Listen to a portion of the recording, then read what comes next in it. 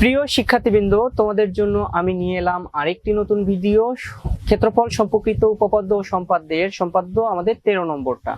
তো আমাদের 13 নম্বরে কি বলছে, এমন একটি সামুদ্রিক আঁকতে হবে যার একটি কোণ একটি নির্দিষ্ট কোণের সমান এবং যা দ্বারা সীমাবদ্ধ ক্ষেত্র একটি ত্রিভুজ ক্ষেত্রের ক্ষেত্রফলের সমান। তো প্রথমে আমরা একটি কোণ এঁকে নেই। তো তোমরা যে কোনো মাপের নিতে পারো। তো আমি নিচ্ছি 60 ডিগ্রি। তো 60 ডিগ্রি কোণ কিভাবে আঁকতে হয় আবার একটু শিখে নাও।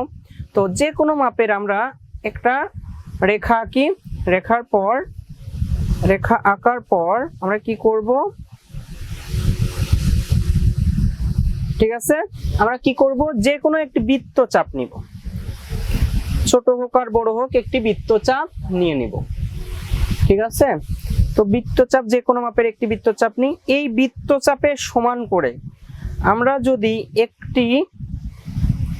আরেকটি বৃত্তচাপ কেটে নেই তাহলেই কিন্তু আমরা 60 ডিগ্রি সেম মাপের, ঠিক আছে, সেম মাপের, তো সেটাকে আমরা বলছি 60 ডিগ্রি। তো আমরা 60 ডিগ্রিটাই নিচ্ছি।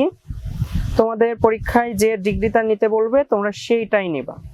তো আমরা কি নিলাম, এবিসি একটি নির্দিষ্ট ত্রিভুজ ক্ষেত্র আঁকবো। এখন আমরা কি করব, এবিসি একটি নির্দিষ্ট ত্রিভুজ ক্ষেত্র এঁকে নিব। তো আমি একটু বাহুটাকে আগে বর্ধিত করে রাখলাম, ঠিক আছে, তোমরা করতে পারো, আমি আগেই করে রাখলাম, ঠিক আছে। তো আমি যে কোনো মাপের একটি ত্রিভুজ ক্ষেত্র, এটা অবশ্যই আমাদের স্থূলকোণী ত্রিভুজ হইতে হবে, ঠিক আছে, সূক্ষ্মকোণী ত্রিভুজ হবে না, 90 ডিগ্রির বেশি নিবা, ঠিক আছে, যাতে তোমাদের পরে আর সমস্যা না হয়। তো এই যে আমাদের এখানে কি করব, এ বি সি, ঠিক আছে, এ বি আর আমাদের সি, আমাদের একটি ত্রিভুজ ক্ষেত্র আমরা নিয়ে নিলাম, ঠিক আছে। আমরা কি করলাম, একটি ত্রিভুজ ক্ষেত্র নিয়ে নিলাম আর এটাকে এক্স কোণ আমাদের চিহ্নিত করে দিলাম, ঠিক আছে। প্রথমেই আমরা কি করব, বলছে এবিসি একটি নির্দিষ্ট ত্রিভুজ ক্ষেত্র এবং এক্স কোণ একটি নির্দিষ্ট কোণ, এরূপ সামুদ্রিক আঁকতে হবে যার একটি কোণ এক্স কোণের সমান হইতে হবে, এই এক্স কোণের সমান হইতে হবে এবং যা দ্বারা সীমাবদ্ধ ক্ষেত্রের ক্ষেত্রফল এবিসি এর ক্ষেত্রফলের সমান। তো অঙ্কনের প্রথমেই আমাদের বিসি বাহুকে ই বিন্দুতে সমদ্বিখণ্ডিত করি। তো সমদ্বিখণ্ডিত করার জন্য আমাদের এখানে একটা বৃত্তচাপ নিব, ঠিক আছে, আমরা একটা বৃত্তচাপ নিয়ে নেই, এখানে একটা বৃত্তচাপ নিচ্ছি আর নিচে আরেকটা বৃত্তচাপ নিচ্ছি। তো নিচেরটা তোমরা আশা করি দেখতে পাচ্ছ না, তো আমি খাতাটাকে একটু উপরের দিকে নিয়ে যাই, ঠিক আছে, এখন আশা করি তোমরা দেখতে পাচ্ছ।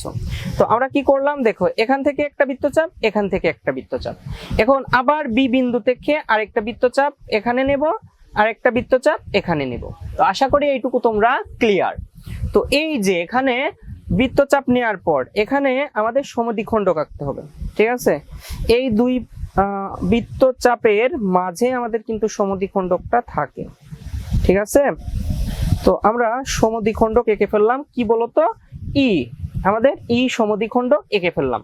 এখন বলছে ইসি রেখাংশের ই বিন্দুতে আমরা কি করব, আমাদের যে এক্স কোণের 60 ডিগ্রি সমান করে আমরা একটা কোণ আঁকবো, ঠিক আছে, 60 ডিগ্রি সমান করে আমরা একটা কোণ আঁকবো। তো এঁকে ফেলি, আমরা একটা কোণ আঁকি, ঠিক আছে, একটু দেখে শুনে আঁকো আর তোমরা অবশ্যই পেন্সিল দিয়ে আঁকো, ঠিক আছে, কারণ আমি তোমাদের যাতে ভালো দেখা যায় এই কারণে কলম দিয়ে আঁকছি, ঠিক আছে, তোমাদের সুবিধার জন্য, ঠিক আছে। তোমরা অবশ্যই পেন্সিল দিয়ে ট্রাই করবা, যতটা পারবা পেন্সিল সূক্ষ্ম করে আঁকার চেষ্টা করবা, ঠিক আছে।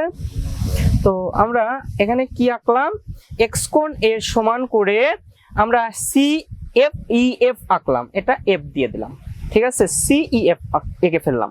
এখন সি বিন্দুতে ই এফ রেখাংশের সমান্তরাল সিজি আমরা আঁকবো, ঠিক আছে, সরি মাঝে আরেকটু আছে, এ বিন্দু দিয়ে বিসি বাহুর সমান্তরাল এজি রশি টানি। তাহলে আমরা কি করব, এ বিন্দু দিয়ে বিসি এর সমান্তরাল করে আমরা কি করব, আমাদের যে কাঙ্ক্ষিত, ঠিক আছে, আমাদের কাঙ্ক্ষিত যে এজি রশি টেনে ফেলবো। তো আমরা এই যে এখানে যে কোণটা উৎপন্ন হয়েছে, একটু ভালো করে দেখো, সি বিন্দুতে যে কোণটা উৎপন্ন হয়েছে সেই কোণের, একটু কঠিন মনে হবে বাট সি বিন্দুতে যে কোণটা উৎপন্ন হবে সেই কোণটা কিন্তু এখানে যদি আমি আঁকি তাহলেই কিন্তু এজি সমান্তরাল হবে, ঠিক আছে। তো এই দেখো আমরা একটু সূক্ষ্মভাবে এঁকে ফেলতেছি, ঠিক আছে, একটু ভালো করে দেখো, একটু মনোযোগের সহিত দেখো, দেখবা তোমাদের ইজি হয়ে যাচ্ছে। ঠিক আছে, তো দেখছো কিভাবে কেটে নিচ্ছি, এই যে এখান থেকে আমরা কেটে নিলাম, সরি। আচ্ছা, আমার এটা একটু পিছলে যাচ্ছে, এটাকে একটু সোজা করে নেই। ঠিক আছে, ঠিক আছে, ছোট নিয়ে তো এই কারণে পিছলে যাচ্ছে। ঠিক আছে, ওকে, ঠিক আছে। তো এই যে আমাদের এই রশির এখানে যে কোণটা হলো, সেই কোণের সমান করে আমরা এখন এইটা মিলাই দিলে কিন্তু আমাদের এজি হয়ে যাচ্ছে, সমান্তরাল এজি হয়ে যাচ্ছে। ঠিক আছে, এটা একটু ভালো করে দেখবা। ঠিক আছে, তো আমরা এজি টেনে দিলাম। এখন আমাদের জি এখানে দিয়ে দেই।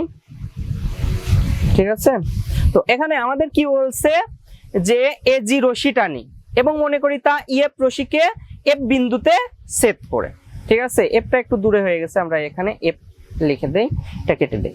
ঠিক আছে, সি বিন্দু দিয়ে এফ রেখাংশের সমান্তরাল সিজি রশি টানি।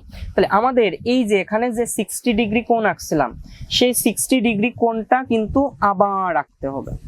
ঠিক আছে, 60 ডিগ্রি কোণটা এই সি বিন্দুতে আমরা আবার রাখবো। ঠিক আছে, তো 60 ডিগ্রি এঁকে দেই, পয়েন্ট বাই পয়েন্ট আমি আগাচ্ছি। ঠিক আছে, তোমরাও একটু দেখবা, দেন আবার আঁকবা, দেখবা দেন আবার আঁকবা, তাহলেই কিন্তু তোমরা পারবা। না ভালো করে দেখলে কিন্তু পারা যাবে না। ঠিক আছে, তো এটাই হলো আমাদের যা এজি কে জি বিন্দুতে ছেদ করবে। ঠিক আছে,